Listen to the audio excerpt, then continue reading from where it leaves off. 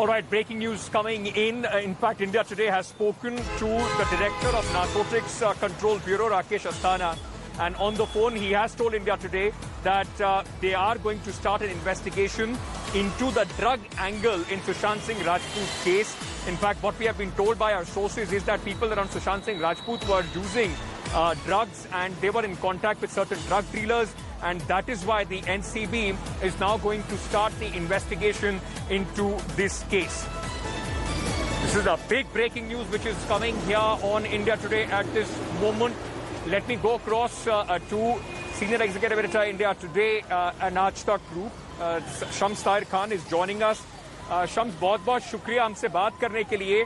जो अब जानकारी आपको मिल रही है कि नारकोटिक्स कंट्रोल ब्यूरो भी अब इसकी इन्वेस्टिगेशन करेगा, ये बहुत बड़ा एक खुलासा है. एक और एजेंसी अब जो पूरा ड्रग एंगल है सुशांत सिंह राजपूत और उनसे जुड़े हुए लोगों के इर्द गिर्द उसकी इन्वेस्टिगेशन करेगा. क्या होंगी इसकी बारीकियां शम्स?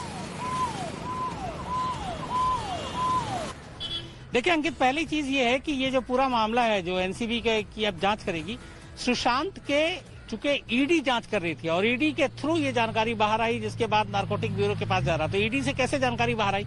कई दिन ऐसे हुए जब सुशांत के अकाउंट से लगभग एक ही अमाउंट निकलते रहे. बहुत बड़े अमाउंट भी नहीं थे, छोटे छोटे अमाउंट थे. तो उससे ये हुआ कि एक ही तर्ज पे अगर सपोज 20,000 या 25,000 एक दिन में कई बार लगातार, तो इसका क्या यूज था? तो पता चला कि कहीं ना कहीं इसका यूज कुछ ड्रग्स को लेकर था.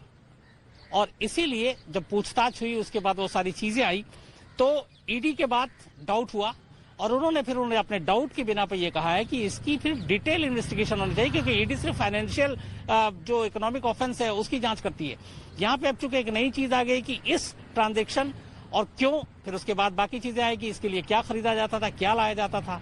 तो अब उसके बाद फिर ये हुआ कि नारकोटिक्स, चूंकि अब ड्रग्स से रिलेटेड मामला तो नारकोटिक्स देखेगी, लेकिन इसकी शुरुआत हुई ईडी के उस खाते से और उस ट्रांजैक्शन से जो एटीएम और बाकी चीजों से पैसे निकलते थे, उनमें क्या क्या चीजें थी.